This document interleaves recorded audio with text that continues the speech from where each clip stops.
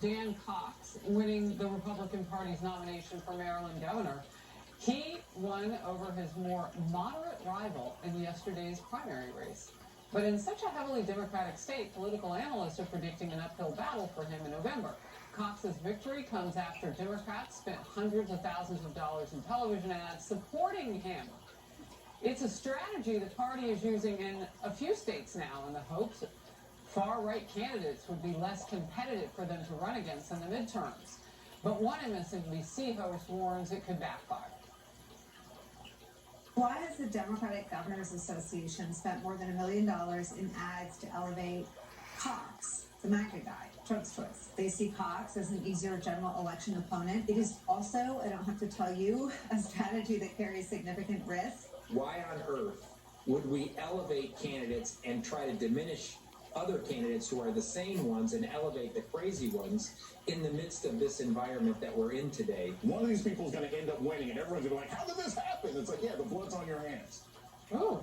Dan Cox was questioned about the boost that he got from Democrats. He says the party didn't want him to win. Watch. That's just not the case. We were running far ahead ever since we announced the July 4th. Democrats are afraid, I think. The progressive Democrats see our candidacy as the only one willing to stand up and articulate the values. Leslie. Well, there's a whole lot of game playing going on here, Harris, with phone calls and check writing, to my last point. Look, you have people in my party who are really trying to put forth very fringe and very politically dividing candidates because they feel come November, their candidates, my candidate on the Democratic side, will have an easier time of beating them. Do you believe it? This race with Cox. Some would argue we saw that with Flores in Texas, and we will see difficult battles for both of those candidates and some others in November. But we're also seeing Republicans not backing these people, but backing their competition. So certainly there are Republicans that remember twice in our lifetime, and not too long ago, where they lost seats and lost the entire House because they had people who were too politically polarizing, and voters don't like that. You know, Lisa, this does make me think of Joe Biden every time he says ultra MAGA and kind of goes after the other party. Now, not only are you putting your words and giving them oxygen, now you're going to put your cash there. Well, I personally think Ultra MAGA sounds very cool. It should be a beer or something. I think it sounds awesome. But yeah.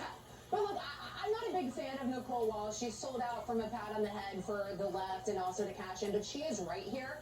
And the danger for Democrats, look, I was at the NRCC in 2010. We're picking up races we weren't even targeting. That's the environment that we are in politically now. You've got a president with record low approval ratings.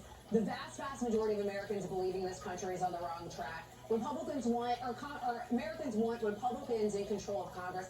So we're in an environment where a lot of these candidates are going to end up winning. And so what Democrats are going to be stuck with is now these MAGA candidates and candidates that are further to the right that are going to be governing states, that are going to be in Congress, that they're going to have to deal with. So as someone who supports that, I'm okay with it.